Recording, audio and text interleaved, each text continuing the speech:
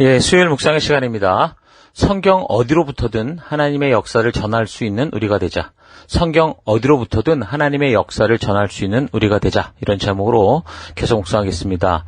어제 우리는 혼자 성경을 읽으며 깨닫고자 하지만 깨달을 수 없었던 그 이디오피아, 그 간다게 왕국의 네시의 경우를 통해서 성경을 바르게 읽고 깨달아가기 위해서 지도하는 자, 인도하는 자, 바르게 가이드해주는 사람들이 얼마나 중요한지 우리가 생각해 보았습니다. 그러니까 아무리 완전한 성경과 진리로 인도하고자 하는 그런 성령이 계셔도 아무 전하는 자도 없는데 저절로 사람들 스스로 성경을 깨닫게 되는 그런 일을 하시지 않는다는 거죠. 그러니까 성경과 성령은 완벽하다고 그랬습니다. 그러나 전하는 자와 배우는 자의 상태에 따라 성경의 진리가 바르게 들어가느냐 아니냐 이게 결정될 수 있는 거죠. 그래서 배우는 자들에게는 마음을 열고 듣고자 하는 이런 사모하는 마음이 있어야 되는데 성도들이 그런 의지가 없다면 이 성경과 진리를 깨달을 수 없습니다. 그저 기도 열심히 하고 정성을 다해 봉사하고 노력한다고 해서 하나님의 말씀이 깨달아지는 게 아니거든요. 또한 가르치는 자들의 경우는 이제 성경을 바르게 가이드하고 온전한 하나님의 뜻을 이 성경과 역사를 통해 전하고 가르치지 못하면서 우리가 섬기는 생명들에게 그저 친절히 대해주고 밥 잘 사먹여준다고 해서 이 사람들이 바른 생명의 길로 들어와서 온전한 하나님의 백성이 되어가느냐면 그렇지 않을 수 있다는 겁니다. 저들이 바른 생명의 길을 걸으며 하나님의 자녀답게 하나님의 마음을 품는 자로 자라가기 위해서는 말씀을 먹여야지 밥만 먹여서는 안 된다라는 건 잊지 말아야 됩니다. 자, 그래서 무엇보다 성도로서 성경을 바르게 읽을 수 있어서 성령 하나님께서 진리로 인도하시는 참된 이 경험을 위해서 성경을 역사적으로 살펴보는 거. 이건 참 중요한 거죠. 성도들에게나 그 누구에게나 하나님의 백성으로 부름받은 자라면 우리가 천국 가는 날까지 너무 소중하고 최우선순위에 있다라는 걸 잊지 마십시오. 사람들은 일의 자초지종을 이렇게 들으면요, 전체 이야기의 전말이라고 그러잖아요. 전체 이야기를 다 들으면 스스로 판단하고 분별하는 능력을 가지고 있습니다. 일의 시작과 과정과 끝이 어떤지를 모르니까 다르게 깨닫지 못하는 거고, 전체가 아니라 그러니까 부분적인 것만 보니까 또 부분적인 것에 대해서만 이 말 듣고 저 말 듣고 이러다 보니까 이 사람은 이 말하고 저 사람은 저 말하고. 왜요? 전체를 갖고 얘기를 안 하고 부분을 얘기하니까 다 다른 이야기를 할 수 있죠. 그러다 보니까 혼돈이 오고, 그러다 보면 결국 이거 어려운 거구나 포기하게 되는 거죠. 그래서 가르치는 자가 바르게 가르치는 것만이 아니라 이 배우고자 하는 자들도 스스로 성경을 읽고 고민하고 묵상하고 잘 이해하지 못해도 가이드를 따라 계속 읽어가면서 진리의 성령 하나님께서 인도하시기를 간구하고 사모해야 되고, 그래서 인도해주는 사람의 말을 들을 때 직접 또 성경과 역사로 들어가서 이게 과연 그런가 최대한 확인하면서 그렇게 말씀을 사모하고 들을 때 온전한 방향으로 나아갈 수 있고, 그래야 진리의 성령 하나님이 인도하시는 바른 영감, 그 하나님의 그 계시의 말씀을 깨닫게 되고 말씀의 능력이 나타나는 거죠. 성경을 알아감에 있어서 비록 우리가 전문적인 신학적 훈련을 하지 않아도 성경 하나하나 역사적인 순서를 따라 살펴볼 수 있기만 한다면, 제대로만 이렇게 쭉 그 스토리를 읽어간다면 신학을 공부하는 거에 버금가는 그런 하나님의 음성을 듣게 되고 하나님의 진심을 만나게 되고, 그래서 그 말씀 속에서 정말 하나님이 말씀하시고 하는 그 하나님의 뜻, 그게 우리의 교리고 그게 우리의 신학이니까 그런 걸 깨닫게 될 수 있다는 거죠. 그래서 힘써서 성경을 사랑하고 성경이 보여주는 역사를 잘 분별해서 그런 하나님의 뜻을, 진심을 만나는 우리가 되어가도록 하십시다. 성경을 바르게 알고자 하는 이 이디오피아 네시와 그것을 바르게 가이드할 수 있는 빌립의 만남을 통해서 이루어진 일을 보면요, 빌립이 이 네시의 수레에 타서 이제 네시의 질문을 받는데 그 네시가 이사야 53장을 읽었다고 그랬죠. 그러면서 이사야 선지자가 표현한 그 53장에서 표현한 도살장에 끌려가는 어린 양과 같은 사람이 그게 궁금했던 겁니다. 이 말을 적고 있는 이사야 선지자를 말하는지 아니면 또 다른 어떤 누구를 말하는지, 그렇게 이제 이 네시가 먼저 궁금해했던 거예요. 그러니까 이렇게 스스로 성경과 역사에 관심을 가지고 살펴가다가 이해가 되지 않고 궁금한 것들을 물어보면 우리가 말씀을 전하고 그 일에 이 자초지정을 쫙 얘기해 줄 때 바르게 전달되고 온전하게 깨닫게 되는 그런 효과가 있는데, 어떤 사람들은 전혀 스스로 살피지도 않고 읽지도 않고 그냥 생각에 떠오르는 대로 질문을 하는 경우가 있는데 그런 경우는 사실 설명을 잘해도 잘 이해하지 못하고 어렵다고 느끼게만 됩니다. 그래서 이디오피아 내시와 같은 이 자세가 필요하죠. 먼저 성경을 살피고 비록 몰라도 성경의 본문을 읽어나가고 일단 가이드를 따라 그래서 내용을 살펴보고 다르게 보고자 하는 그런 자세, 그런 태도, 그런 마음이 굉장히 중요한 것을 잊지 말아야 됩니다. 그래서 이디오피아 내시가 그렇게 이제 물었을 때 8장 35절 빌립이 입을 열어 그 글에서 시작하여 예수를 가르쳐 복음을 전하니. 아니 이사야 선지자는 구약의 선지자인데 왜 거기서 예수가 나옵니까? 그래서 우리가 성경과 역사를 알아야 된다는 겁니다. 이 구절이 예수라고 말하진 않았으나 거기에 있는 이 도살장에 끌려가는 어린 양의 그 이야기가 바로 예수님을 말씀하는 거니까 빌립이 그 이사야의 예언으로부터 시작되는 역사를 쫙 풀어줬겠죠. 그래서 얼마 전 유대 예루살렘에서 이 사람도 아마 이 성령의 그런 이 역사가 나타났던 예수님의 죽으심과 그 유월절과 만약에 그 오순절을 다 경험했던 사람이라면 그 내막을 알았겠죠. 그러니까 그거를 이제 보고 그런 일이 바로 이 예수로 말미암아 이루어진 거다라는 걸 가르쳐주게 되는 겁니다.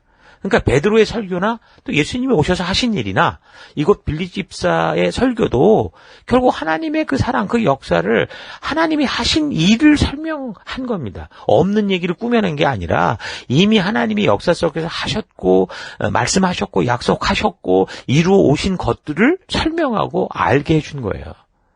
그러니까 신학적 훈련을 한 게 아니라니까요. 빌립이 이디오피아 내시를 신학적으로 훈련한 게 아니라 하나님께서 역사 속에서 그 백성들의 삶으로 말미암아 언약하고 약속하신 그 이야기들을 해주는 겁니다. 그래서 우리가 꼭 잊지 말아야 되는 것은 성령 하나님은 우리의 뇌에 우리는 알지도 못하고 관심도 없는 것들 막 저절로 쫙 심어 넣어가지고서 막 뭐가 이게 알게 되는 그런 식으로 행하시는 게 아니라 우리 하나님이 행하여 오시는 역사를 알고 또 주의 말씀들을 기꺼이 순종하려는 사람을 통해서 그래서 그 사람들이 전하는 입술을 통해서 복음을 증거하시는 겁니다. 그래서 우리가 전도자로서 성경과 역사를 사랑하여 그 성경과 역사에 담긴 하나님의 그 가슴 절절한 그 사랑을 바르게 전하기만 하면 성령의 역사하시는 것을 우리가 분명하게 볼 수 있게 되는 거죠. 그러니까 전도라는 게 결국 이렇게 보면 뭡니까? 사람을 설득하는 게 아니라 하나님이 행하신 일의 그 전말, 그 해오신 일들, 그 모든 것을 말해주는 거다. 그게 전도다라는 걸 잊지 말고. 그래서 먼저 우리가 성경과 역사를 통해 하나님이 보여주신 그 진실의 그 전말을 잘 아는 우리가 되어야 됩니다. 그래서 이디오피아 내시가 빌립의 가르침을 받아서 읽었던 그 이사야의 그 글로부터 바로 그 어린 양이 예수여 그 예수가 그리스도시요 하나님의 아들이심을 믿게 되고 그래서 세례를 받고자 하고 빌립은 예수의 이름으로 침례를 베풀게 되는 겁니다. 8장 35절. 빌립은 입을 열어서 이 성경 말씀에서부터 시작해서 예수를 알리는 기쁜 소식을 전하였다. 그들이 길을 가다가 물이 있는 곳에 이르니 내시가 보십시오. 여기에 물이 있습니다. 내가 침례받는데 무슨 꺼리낌이 되는 것이라도 있습니까? 하고 말하였다. 그런데 37절이 없는 데도 있고 어떤 사본에 있는 게 있는데 37절 그다음 뭐라고 말하냐면 빌립이 말하였다. 그대가 마음을 다하여 믿으면 침례를 받을 수 있습니다. 그때 내시가 대답하였다. 나는 예수 그리스도가 하나님의 아들이심을 믿습니다. 38절 빌립은 마차를 세우게 하고 내시와 함께 물러 내려가서 그에게 침례를 주었다. 그러니까 보통 교회에서 세례 또는 침례 받는 게 교회를 다니지 6개월은 돼야 되고 먼저 학습을 받고 6개월 이상 예전에는 1년 정도 교회 생활을 보고 난 후에 세례를 베풀고 하거든요. 물론 바른 성도의 길로 인도하기 위함인 그런 의도는 아는데 그러니까 성경이 보여주고 있는 세례의 시점은 예수를 믿고 그가 하나님의 아들임을 고백하는 그때 라는 거 우리가 분명히 알 수 있는 거죠. 그래서 세례를 언제 받느냐 이건 정말 믿음으로 그 자기의 믿음을 고백할 때 받을 수 있는 겁니다. 자, 어쨌든 사도들의 행적 속에서 빌립이라는 이 헌신된 사람의 이야기를 소개하면서 이 이디오피아에서 왔던 한 내시에 관한 소식을 전하고자 했던 이 저자 누가, 이 사도행전을 적었던 누가의 의도는 이렇게 먼 길을 달려와서 비록 이방인의 뜰에서 예배드릴 수밖에 없는 상황임에도 예루살렘 성전을 방문할 만큼 믿음의 열정이 있고 무엇보다 말씀을 알고자 하는 이디오피아 내시에게 바른 복음이 들어가게 된다면 어떻게 되는 겁니까? 애굽보다 더 남쪽, 그러니까 아프리카 지역에도 복음이 전달되는 이 복음의 확장 소식을 증거하고자 한 걸로 볼 수 있는 거죠. 그러니까 성령이 임했던 오순절에 그 14개 나라가 넘는 곳에서 예루살렘을 방문한 사람들이 다 각자 이제 오순절이 끝나고 돌아가기 바로 직전에 이 성령의 임재 사건을 통해서 이 직접 그 나라 언어로 하나님의 일하심을 듣는 복음을 전파하는 그 팍 퍼져가는 그 시점에 그렇게 성령이 임하셔서 오순절에 그 놀라운 역사를 이루는 것처럼 여기 지금 이 이디오피아에 곧 돌아가고 있는 이 이디오피아 이 내시에게 다급히 이제 빌립을 불러서 이 성령 하나님이 이 복음을 전하게 하시는 이거를 보면 그 하나님께서 땅끝까지 이르러 복음을 전하시겠다고 했던 당신의 의지를 가지고 결국 온 세계 속에 복음을 전하고 있는 이 사실을 보여주는 것. 그게 지금 이 사도행전, 이 빌립 집사의 그런 역사를 통해 우리에게 말하는 거다라는 거죠. 그러니까 여기 아프리카 지역이 이런 걸 보면 아마 훨씬 우리보다 일찍 그 예수님이 죽으시고 부활하신 지 얼마 되지 않은 그때부터 이제 복음이 전파된 것을 볼 수 있습니다.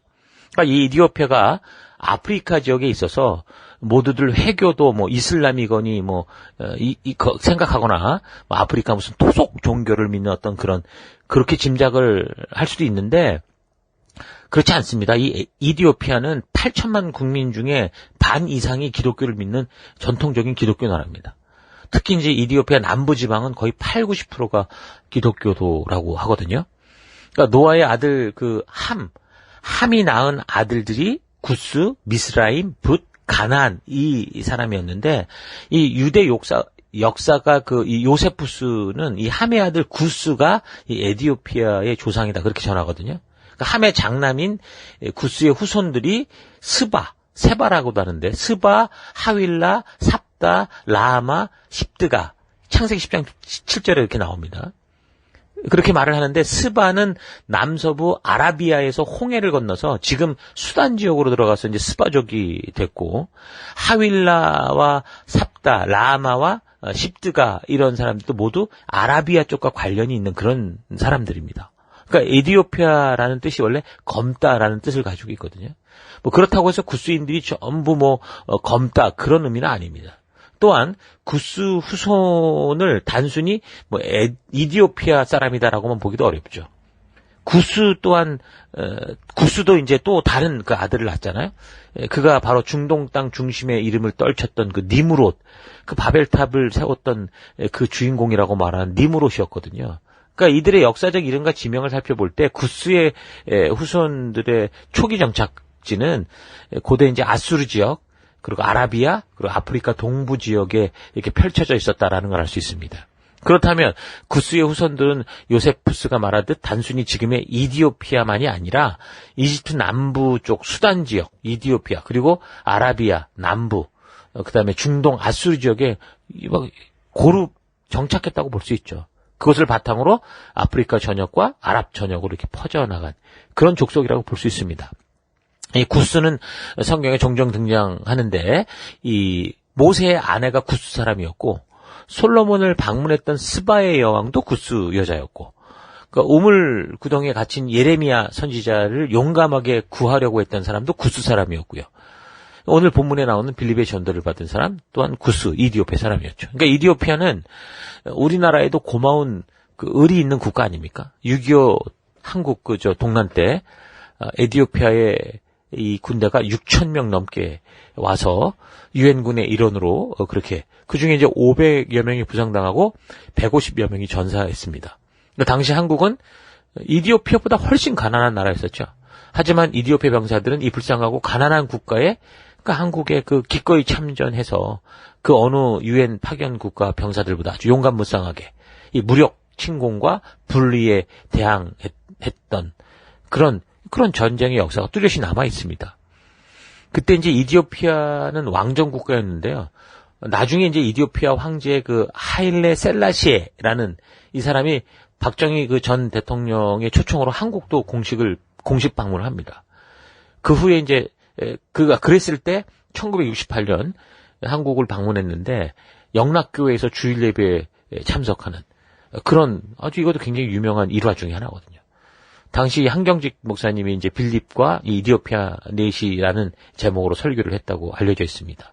하일레 셀라시에는 이 아마 그러니까 에디오피아로 삼위일체 이 황제의 이름 하일레 셀라시에라는 게 이디오피아의 뜻으로 삼위일체의 힘이라는 그런 뜻을 가진 이름입니다. 그래서 이 황제는 스바 여왕의 제 225대 후손이다 그렇게 알려진 인물이었거든요. 그 열왕기상 10장 13절에 10장 13절에 솔로몬 왕의 규례대로 스바의 여왕에게 물건을 준 것 외에 또 그의 소원대로 구하는 것을 주니 이에 그가 그의 신하들과 함께 본국으로 돌아갔더라. 이런 말씀이 있거든요. 여기서 규례대로 준 예물 외에 스바 여왕이 소원하는 것을 줬다고 하는데 이것에 대해 그게 뭐냐라는 거에 대해서 전설에 의하면 바로 스바 여왕이 원한 것은 솔로몬의 씨였다라는 거죠. 그래서 솔로몬이 그 소원을 들어줬다고 그렇게 전합니다. 그래서 이디오피아 사람들은 그 시조인 메넬릭이 솔로몬과 스바 여왕의 2세다라고 그렇게 굳건히 믿고 이디오피아 제국 헌법에도 이거를 사실로 역사적 실제로 규정을 하고 있다고죠. 스바 왕국은 홍해 양쪽 연안으로 넓은 이 영토를 가지고 있었고 수도는 이디오피아 고원의 악숨이라는 것이었습니다. 솔로몬과 스바의 여왕 사이에서 태어난 이 사람이 에디오피아의 초대 황제인 메넬리크 1세라고 그러죠. 메넬리크는 성장해서 나중에 솔로몬을 만난답니다. 그래서 법률과 신학을 배웠고 솔로몬에게 언약궤를 받았다. 그런 이야기들이 있습니다. 어쨌든 한국을 방문했던 그 하일레 셀라시에 이 황제가 다스리던 통치하던 그 시기 이디오피아는 자원부국이었습니다. 그래서 국민소득이 3,000달러에 육박했었고요. 검은 아프리카의 유일한 독립국가인 동시에 유일한 기독교 제국이었죠. 그러나 이제 냉전시대, 이제 아프리카 지역에 냉전시대가 불어닥치면서 이데올로기 바람이 일어나는데 1974년. 그때 이제 그만 이 에디오피아는 공산주의 혁명 속에 이 3,000년 왕조가 가서 무너집니다. 그 뒤 이제 이 나라는 북쪽 에리트레아가 완전히 독립국으로 분열해 나갔고 1991년에 돼서야 멜레스 제나위라는 사람이 공산 정권을 무너뜨리고 다시 집권을 합니다. 근데 공산 정권이 무너졌는데 그 공산 통치 기간을 거치면서 완전히 이 나라 경제가 무너져서 도저히 회복이 되지 않는 거죠. 안타깝게도 2011년 1인당 국내 총 생산이 겨우 350달러에 불과한 세계 최빈국 중 하나로 전락해버렸죠.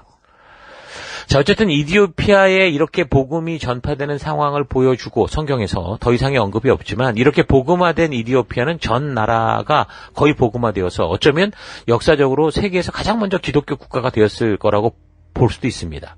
바울을 통해서 이제 유럽으로 복음이 들어가면서 그쪽에서는 수많은 핍박과 박해들이 있었지만 오히려 이디오피아는 그런 영향을 전혀 받지 않았죠. 로마나 이런 나라에. 그래서 이집트까지는 서로 점령하고 빼앗고 하는 일들이 계속 발생했어도 이디오피아까지 영향을 미친 적은 없습니다. 그래서 어떻게 보면 초대 전파된 복음 그대로 보존되었다고 볼 수도 있죠. 많이 그 원형이. 그래서 이디오피아 정교회라고 하는 정통 기독교가 존재하는데, 근데 이 사람들이 주장하는 게 현재 우리 모든 이 기독교가 갖고 있는 신학과 조금 맞지 않는 부분들도 있긴 한데요. 근데 분명한 거는 그겁니다. 예수가 그리스도시고 하나님의 아들이다라는 걸 믿는다라는 거예요. 자, 어찌됐든 이 에디오피아 내시의 전도 사건을 통해서 이방인들에게도 본격적으로 복음이 전파되기 시작하는 성령의 역사. 단지 그 사마리아뿐만이 아니라 이제 아프리카까지 펼쳐가는 걸 볼 수 있는데, 그러니까 이거는 복음에는 차별이 없다는 거고, 하나님의 은총은 단지 유대인에게만 향한 게 아니라 전 우주적이고 온 이 민족과 열방을 향한 보편적인 거다라는 사실을 알게 한 겁니다. 그러니까 이런 사실을 통해서 초대교회 당시 그 복음 전파의 주역이 바로 성령 하나님이시다라는 이 사실을 잊지 마시고 온 열방 모든 족속들에게 하나님의 사랑을 알리시고자 하는 하나님의 그 뜨거운 열심과 그 하나님의 열정을 여러분 만나볼 수 있기를 바랍니다. 자, 오늘 하루 나는 내가 믿는 하나님과 예수님과 성령 하나님에 대해서 빌립처럼 성경을 통해 역사로 그것을 설명하고 어떻게 하나님께서 이 일을 이루오셨는지 증거할 수 있는 그런 참된 증인으로 준비되어 있는지 좀 잘 되돌아보십시다. 물론 우리의 모습이 부족하고 연약해 보일 수 있지만 하루하루 차분히 성경 안으로 들어가서 성경의 역사를 통해 하나님의 그 일하심을 바르게 분별해 나가는 것이 필요합니다. 우리가 하나님 나라 백성으로서의 가치관을 가지고 그 하나님의 법도와 규례와 명령의 가치를 따라 살아가기 위해서 우리는 이렇게 매일 하나님의 역사가 담긴 성경을 읽고 묵상하고 함께 나누는 삶을 살아야 합니다. 그래야 비로소 우리가 하나님의 백성다운 그 가치관으로 무장될 수 있는 거예요. 가치가 심어지는 것은 금세 이루어지는 게 아니거든요. 굉장한 시간이 필요합니다. 그래서 어떤 뜨거운 지표로 순식간에 변신되는 게 아니라 그런 기회를 통해 바른 방향으로 전환은 있을 수 있겠죠. 그럼 그렇게 됐다면 이제는 계속해서 하나님의 말씀의 가치로 무장되기 위해서 성경과 역사를 꾸준히 읽고 살피고 나누는 일들을 해가야 됩니다. 그래서 성경과 역사를 부지런히 살펴나감으로 이 성경을 통해 하나님의 진심을 만나는 거듭남을 체험하시기 바랍니다. 하나님을 향한 열정을 가진 이디오피아 내시에게 하나님께서 빌립이라는 전하는 자를 붙여서라도 그 진심과 하나님의 진심과 진리를 깨닫게 하신 것처럼 우리도 하나님을 바르게 알고 만나고자 하는 그런 열심을 가지고 사모함을 가지고 성경으로 들어간다면 반드시 성령 하나님께서 우리를 진리로 인도해서 하나님의 진심을 만나는 벅찬 감격과 기쁨을 누리게 해서 우리가 전하지 않으면 안 되는 그런 전도인의 삶으로 인도하실 겁니다. 빌립이 순종하여 성경의 역사를 통해 하나님의 진심을 전할 때 한 사람이 변화되어 한 나라를 복음화시키는 놀라운 일을 했던 것처럼 우리의 삶에서 누구를 만나든 그가 성령의 파도를 타고 있는지 확인하고 분별해서 그 말씀을 향한 소망을 품는 이들에게 놓치지 않고 하나님의 진심을 바르고 온전하게 전할 수 있는 빌립과 같은 베드로와 같은 요한과 같은 주의 거룩한 종들 되기를 바랍니다. 자, 오늘 하루도 힘내십시오. 잠시 기도하겠습니다. 하나님, 내가 누구를 만나든 우리 하나님의 진심을 전하는 자가 되기를 원하시는데 성경과 역사에 대해 무지하고 그것을 알아감에 있어서 게으르고 나태했던 것을 회개합니다. 주님이 누구에게 보내시던 내가 그곳에서 하나님의 진심을 전하고 예수가 그리스도이심과 하나님의 아들 되심을 전해서 성령 하나님께서 그들 가운데 역사하실 수 있는 순종의 삶 담대히 살아가기 원합니다. 참된 전도는 우리의 지식과 설득 능력이 아니라 성경을 통해 하나님이 일해 오신 역사의 전말을 알게 하는 것이다 라는 거 잊지 않고 내가 먼저 부지런히 성경과 역사를 살펴가면서 또한 부지런히 하나님이 일하신 역사를 전하고 알리는 삶 그렇게 살아가는 2021년 되기 원합니다. 성경의 어느 부분으로부터든 하나님이 일하신 그 하나님의 일을 그 역사를 전할 수 있는 하나님의 말씀으로 준비된 그런 사람 되기 원합니다. 그 길로 인도하시고 이끄시고 함께 하신 하나님 감사드리고 예수님 이름으로 기도했습니다. 아멘.